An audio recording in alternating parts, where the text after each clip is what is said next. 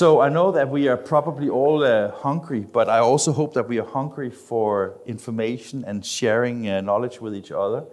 As you know, the non-event is not so much about having long conversations all day long, but having something that is hopefully food for mind, and then a lot of time to talk. And you have proven already that you can communicate and mingle with each other in a good way. So,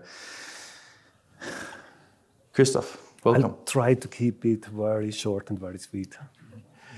Did you get you got my cue cards, right? Yes. I even had a chance to read it like half an hour ago. So yes, because I was just about to say that I think that one of the things that I have learned from this session already, Patsy came to me yesterday and said, do we have any plans Thursday evening? I said, yeah, that's the non-event basically. Okay. So maybe it's like we're all busy basically, right? You're very busy, so I appreciate your time here in Copenhagen. No, it's a pleasure to be here in Copenhagen. I remember that you came down directly after COVID and we had such a nice conversation together, so it's my pleasure to come back and dedicate some time to this. Thank you very much. And before we start, I think that we should put the stage back to Brixton, right? Oh my God, really? Yeah, we should. Let's see what you have. Christine, come with it. Bring it on. I'm here. You're there. Oh my God. That's my daughter, Christine. Give her a hand, right?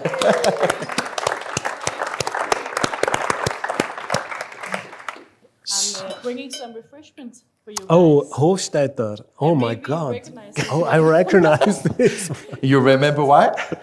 Absolutely, I remember. I tell you, it was so funny because when I was interviewing Christoph in the wonderful headquarters in Brixton, when we were talking and the cameras were rolling, basically he said, I just have to leave for a second. Then he went to the wonderful kitchen area of the main area and came back with, I think it was this wine.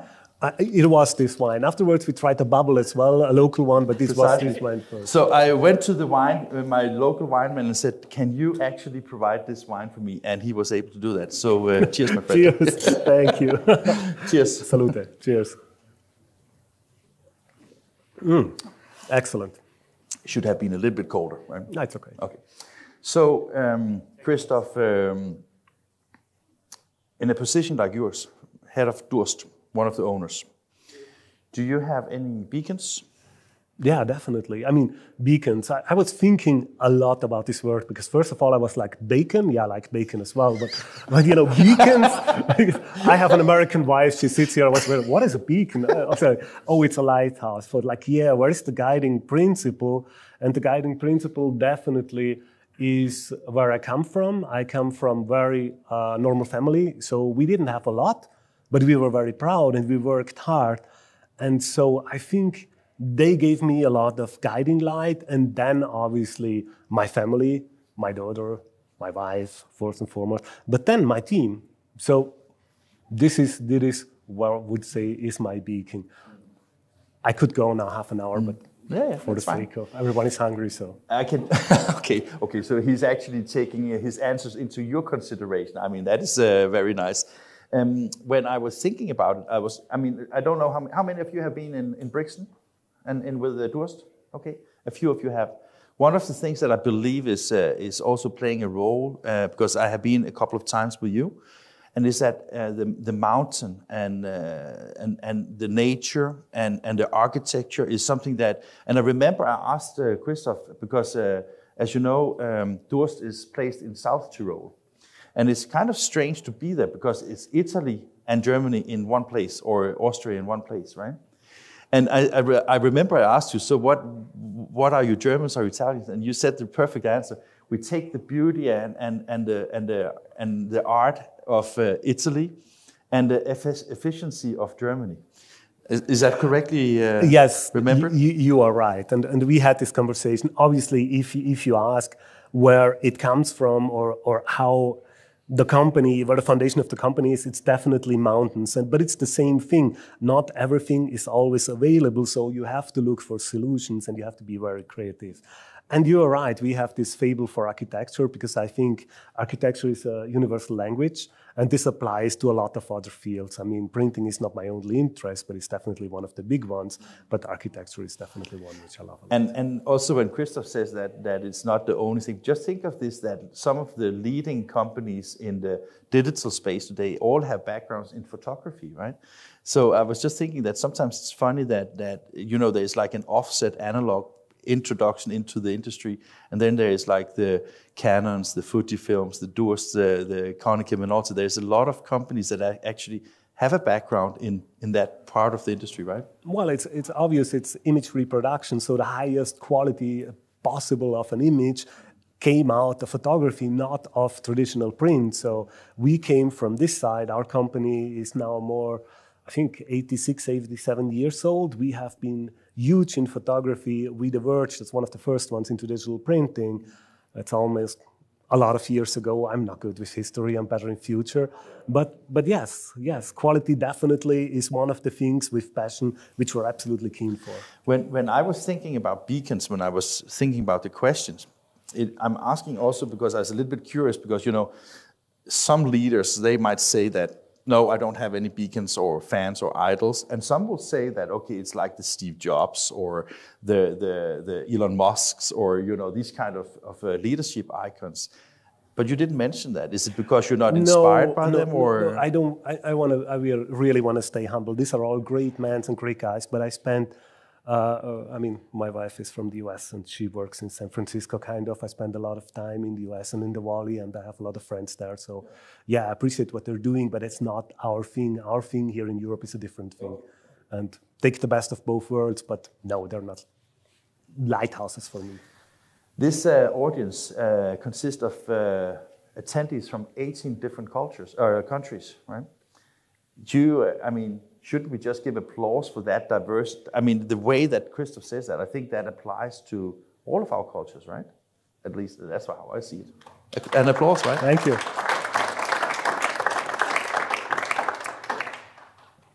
In any leadership, I think that it is also about motivating your teams. Can you describe motivation? Oh, motivation for my team or motivation for me? That's different. Give me both, please. You asked for it, Christoph, right? Yeah, I asked for it. No, I was yesterday night, literally yesterday evening, I was sitting with my core team in the place where you have been, and we were trying out, 12 of us, the Christmas dinner for our 1,000 people. We're not 4,000 or 5,000, we're just a little bit more than 1,000. But I personally select the Christmas dinner with the caterers and the wine and the grappa, and it was very extensive. Seeing the smile of the people giving back to me, and like the hey boss occasionally, that's the motivation for me. And the motivation for them is that I sit there with him and go through the shit all night long. And it's not the only thing. The thing is, when you have when your people has a satisfaction rate which we measure above 98%, something is right. And so I get the motivation from there. They get a lot of motivation from there as well. It's a game we play together. And then innovation and passion and all the other things. But it's mostly about humans working together for a greater goal because we want, to have fun and create great things. And we want our customers as well to make the most out of it and have fun. As you know, this topic of this little event here is about competition. And one of the things I have also learned from Christoph and your team is that if you enter into a new business area, you basically always say that if we can't become like among the best, there's no reason for us to do it, right? Yeah, if we go for a new business and we are we do a lot of different things, and a lot of you don't know what we do around, but if we go for a business, we try really to limit to a very specific niche. And in the specific niche, we try to be number 1 or number 2. If we see that we are going to be number 3, we exit. Better kill it fast enough than keep long enough. I mean, I spend a lot of time in the US as well. My other Sotius Harald is more the European one. We discuss a lot. We have our own startup company as well. We do a lot of angel investing, and you learn it there on the hard way. But it's not so different if we say we can't. We try it as hard as we can with all the passion we can. We see or the market or the factor doesn't allow it, better exit it. So you're right. If you're not number one or number two, it's not worth doing it. So does that mean that you don't have any competition at all? Oh, yes and no. We have a lot of competition in different segments, and I think some people are sitting here. And yes, that's definitely, but competition is not negative. It's something very, very positive because you can get better. And if you're not able to get better... So it drives the innovation as well, as you spoke about, right? It drives the innovation, absolutely. Yeah. And if you can't get better, you better get out. But then again, I'm in a lucky position that I have segments where I have no competition or very little competition. We have been 3 weeks ago to Fornext, which you may not know because it's a little bit beyond print. It's additive manufacturing, and we're for the one 3D of the kind first of world. companies who are able to print sintered silicium, basically technical ceramics, which is an incredible thing. It's harder than diamond, has a lot of different properties. So as long as you have fun with extending the portfolio and kicking it around. And as a company, I mean, we're private, we're very successful, not on stock market. We're owned by ourselves. We have basically know that. This is what I think makes then a difference. So do I have competition? Yeah, kind of. I can tell you that when you visit Christoph's office, I think it's a beautiful office you have. And I think also that it's books, it's art. It's as far as I remember, it's a couple of years ago I was there, right? But I think it was like I would say it's a room for creative thinking. I don't... Maybe it's just a workspace for you.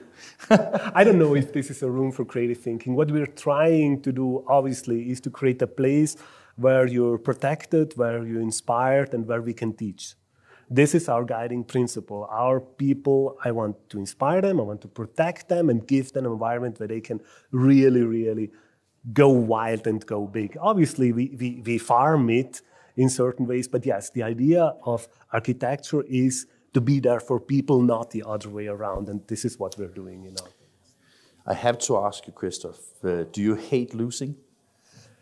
When I'm out with my sailing team, I fucking hate losing, but...